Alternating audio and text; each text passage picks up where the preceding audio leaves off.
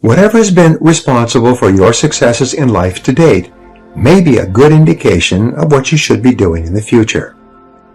Describe in detail the amount of money you would like to earn, the kind of work you would like to do, the size and character of the company you would like to work for, the type of people you would like to work with, the kind of customers that you would like to sell to, and the level of responsibility or position you would like to attain. As you think through the kind of job that would make you happy, you may find that it is a completely different field than the one you're in now. Analyze your work based on the measure that I call return on energy. Leaders in every field deliberately apply their talents and energies where they can achieve their greatest return on the amount of energy, mental, emotional, and physical, that they invest in any endeavor. They refuse to take on jobs or work in areas where they cannot perform at exceptional levels. They treat themselves as valuable resources, and they spend their energies very carefully. One of the questions that you might continually ask yourself is this: is this the best possible use of my time and energy? Is what you are doing right now the most valuable thing that you could be doing, given your particular combination of talents and abilities? Often, answering this question will help you to see that there is a vast difference between what you are currently doing and what you should be doing if you want to be fulfilling more of your potential. Almost every really successful, happy man or woman will say that the reason for their success is that they are doing what they love to do. Whenever a person is unhappy for any reason, I always ask them how much they enjoy their work, and would they choose to do this type of work if there were other options open to them. Invariably, when someone is generally unhappy with their life, especially a man, they are dissatisfied with their work for some reason. Unfortunately, there's an old myth in our society that suggests that work is a penalty you pay during the day so that you can get your enjoyment from other things in the evenings and on the weekends. Many people view work as a punishment, but something that is unavoidable. They try to do it as well as they need to so they don't get fired, but they never really think about whether they enjoy it or not. However, this attitude is not for you. Your life is too precious and valuable to spend it doing something you don't enjoy. Every minute of it should be spent doing things that you love and care about and which make you happy. The wonderful thing is that the highest paid people in America and worldwide are often working at jobs that they enjoy so much that they hate to go home at night. And the lowest paid people are invariably found at jobs they dislike, where they are just going through the motions. Here are two simple tests to determine whether or not you are in the right job for you. Number 1. Would you continue to work at that job if you won $1 million in the lottery tomorrow? If the first thing that you would do would be to quit your job if you had enough money, then this simply means that you are in the wrong position for you. Number 2, use what I call the clock test. People who are in the wrong job watch the clock all the time. They are very aware of what time they start and what time they quit. People who are in the right job are seldom aware of the clock, except to know how little time they have left to do the work they really enjoy. However you measure it, choosing the right work for you is central to you enjoying high feelings of self-esteem and self-confidence, not only in your work, but in every other part of your life. Once you have chosen your ideal job or occupation for this stage of your career, your biggest responsibility is to make the decision to become very good and then to become excellent at what you do.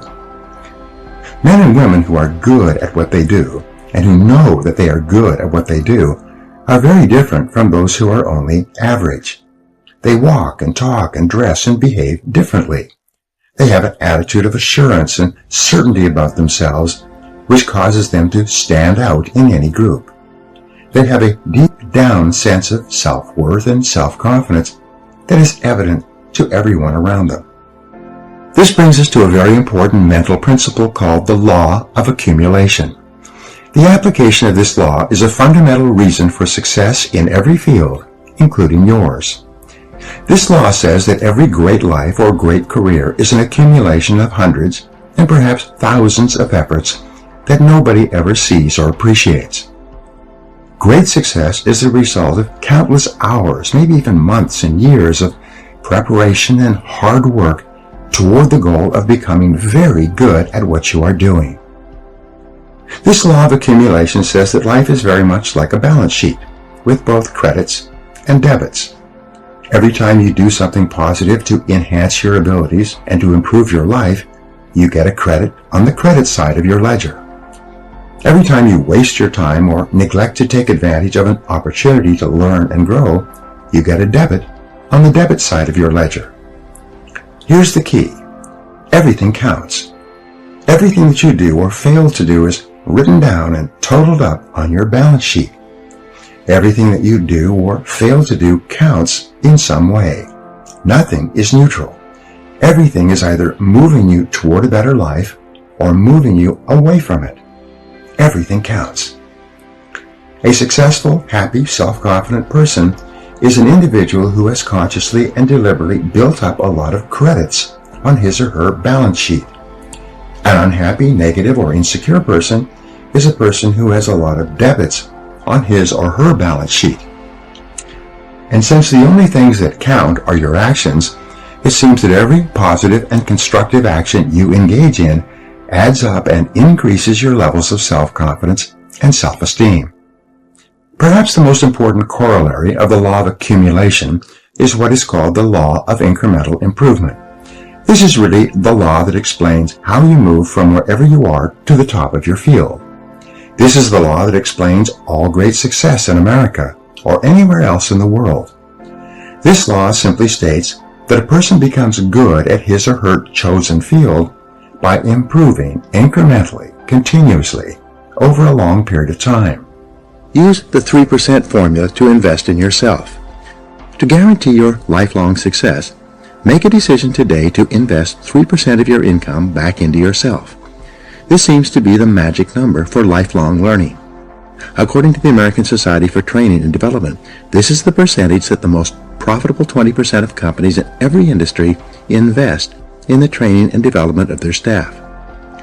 Decide today to invest 3% of your income into yourself in order to make yourself an appreciating asset, to continually increase your earning ability.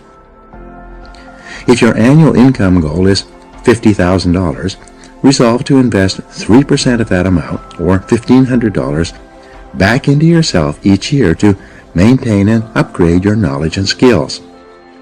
If your income goal is $100,000, resolve to invest $3,000 per year back into yourself to assure that you reach that level of income. The payoff is extraordinary. I was giving a seminar in Detroit a couple of years ago when a young man about 30 years old came up to me at the break. He told me that he had first come to my seminar and heard my 3% rule about 10 years ago.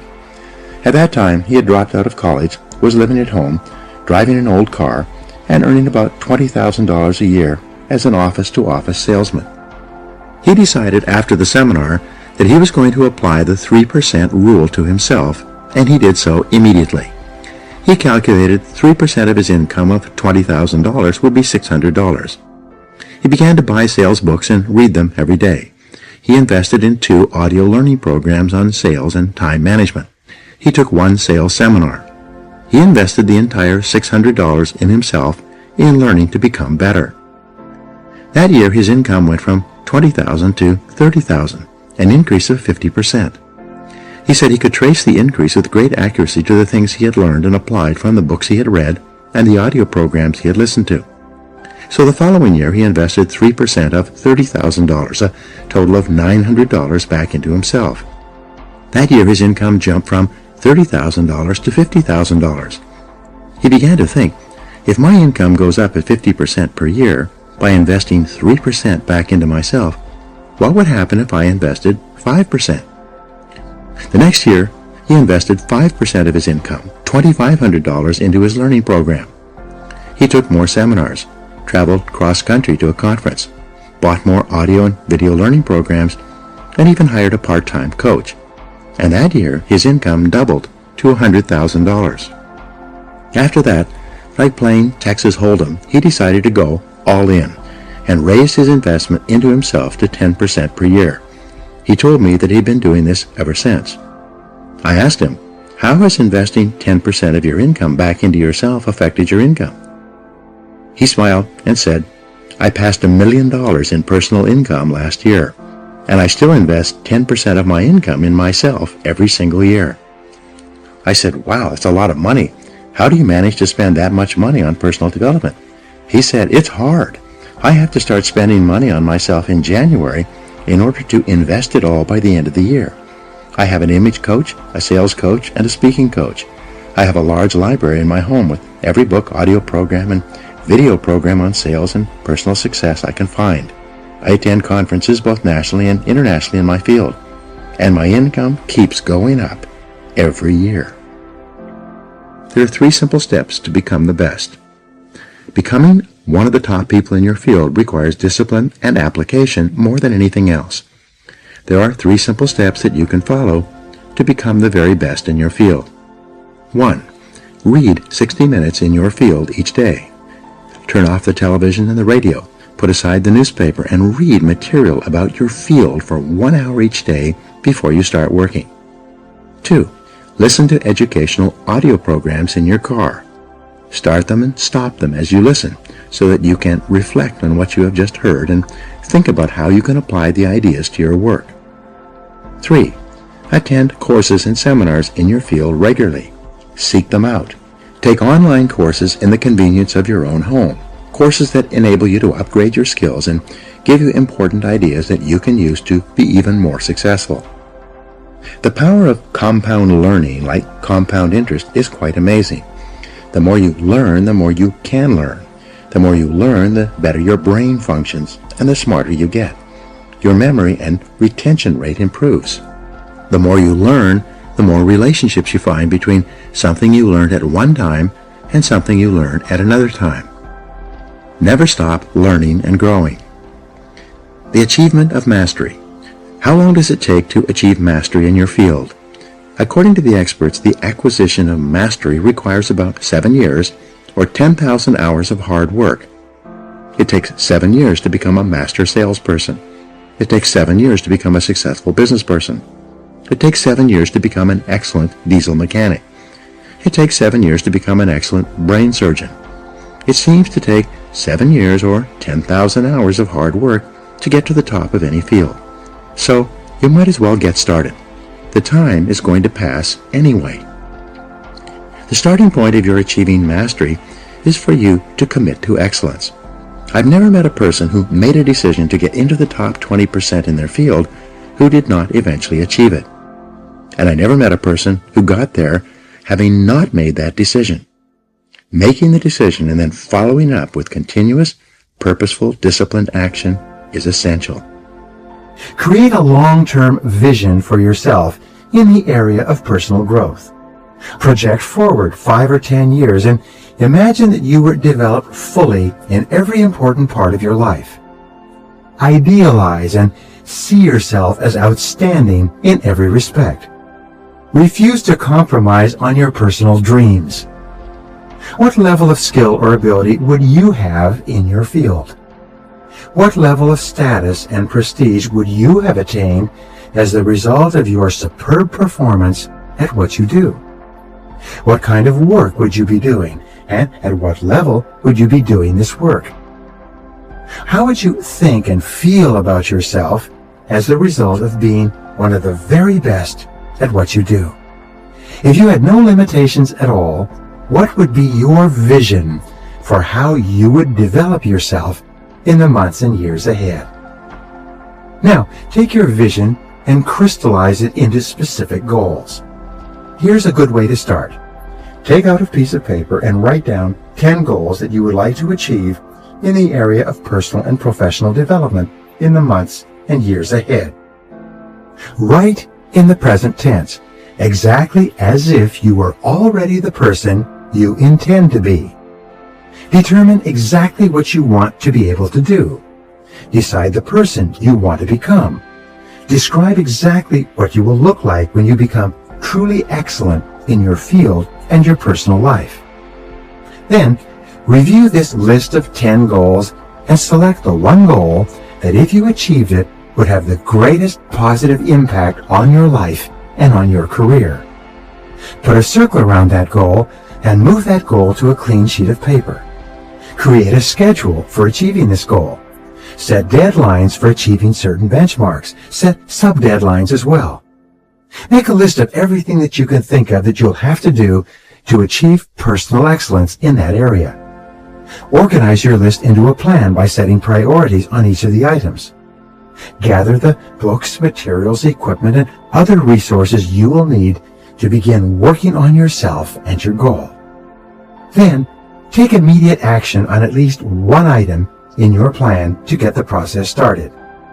Resolve to do something every day until you are successful in that area. Never stop working on yourself until you become the kind of person you would ideally most like to be. Set specific measures on each of your goals. If your goal is to excel in your field, determine how you'll be able to know when you've achieved it. Decide how you could measure your progress and evaluate your success. Perhaps you can use as a measure the number of hours that you study in your field each week. Perhaps you can measure the number of books you read or the number of audio programs that you listen to. Perhaps you can measure your progress by the number of appointments you get or the number of sales you make as the result of your growing skills. Compare yourself against these measures on a regular basis. The more precise your measures and the more you pay attention to them, the better you will become in that area and the greater progress you will make. You first determine your values, your vision, your goals, and the knowledge and skill you will require to achieve them. You decide upon the ways that you will measure your progress toward each of them. You then do something every day that makes you better in some way. You read, take courses, listen to audio programs, and practice your new skills, and never stop improving. Select the specific habits and behaviors that you will need to practice every day to become the person you want to become. These could be the habits of clarity, planning, thoroughness, studiousness, hard work, determination, and persistence. Perhaps the most important single quality for success is self-discipline. Albert Hubbard, the writer, defined self-discipline as the ability to make yourself do what you should do, when you should do it, whether you feel like it or not. Napoleon Hill called self-discipline the master key to riches. Every day, and every hour of every day, you have to practice self-discipline. There are 7 disciplines that you must develop if you want to achieve all that is possible for you. You can learn each of these disciplines through practice and repetition until they become automatic. Here they are. First, the discipline of daily goal setting. The second habit is the discipline of daily planning and organizing. The third is the discipline of daily priority setting. Fourth is the discipline of daily concentration on your highest value activities. Fifth is the discipline of daily exercise and proper nutrition. Sixth is the discipline of daily learning and growth. Seventh is the discipline of taking time daily for the most important people in your life. These 7 disciplines will virtually assure that you perform at the very highest level and get the greatest satisfaction and results from everything you do. There is a simple, practical, proven self-development formula that you can use to double your income in the years ahead. Most people who practice this formula each day report extraordinary improvements in their lives. Try it and see for yourself. I call it the 1000% formula. This 1000% formula is based on the law of incremental improvement. No matter how excited or determined you are, change and progress takes place slowly. It takes you your entire life to become the person you are today. It takes a period of hard work and determination to become someone different. We do not usually make significant and lasting changes in quantum leaps. All permanent change is progressive over a long period of time. This type of change requires patience and discipline. It is only this type of change that is truly worthwhile and enduring. If you continually learn, study, and upgrade your skills, clarify and re-clarify your goals, set better and clearer priorities, and focus on progressively more valuable tasks, you could increase your overall productivity, performance, and output by 0.1% each day, day after day, indefinitely. The law of incremental improvement is your key to an unlimited future of success, prosperity, and self-confidence. It doesn't matter where you're starting from. All that matters is where you're going. As Theodore Roosevelt said, do what you can with what you have where you are. By applying the law of incremental improvement to yourself and your work, you can begin moving upward toward joining the great ones in your field. If you are doing what you love to do, and you are doing it with all your heart, by engaging in continuous personal and professional improvement, you can begin to move forward at such a rapid rate that it will astonish you. You've heard of the 80-20 rule, which says that 80% of the income goes to 20% of the people. Your goal, if you are not already there, should be to join the top 20% in your field. If you're in the top 20% already, your job is to get into the top 10%, and then the top 5%, and then the top 4%, and so on. Your goal should be to be the best. Your goal is to be recognized by those around you as outstanding in your field. Your goal must be to pay any price, overcome any obstacle, and make any effort necessary to become excellent in your chosen career. There is one small problem that you need to deal with before you become one of the best in your field. Many of us never even think about becoming excellent at our work. It never even occurs to us that we have the ability to learn anything we need to learn anything we need to learn to be able to do an outstanding job at anything we put our minds to. The fact is that, generally speaking, you have the capability to excel at anything that is really important to you. Earl Nightingale significantly suggested that if you can get a mental image of the person you would most like to become, begin now to act as that person would act in everything you do. Gradually, imperceptibly, you will actually become that person. It goes back to what the great German poet and philosopher Goethe once said. Before you can do something, you must first be something. Before you can do what you would most like to do, you must first become the person who can do it. If anyone else has achieved a high level of confidence in your field, then so can you. All you have to do is repeat the same actions until you achieve similar results. This is the law of cause and effect in action. When you practice this law in conjunction with the law of incremental improvement, you can move from wherever you are to wherever you want to be. Just as choosing the right work or career for you requires self-analysis and self-awareness, moving to the top of your field requires that you take your existing position and break it down into what we call its key result areas or core competencies.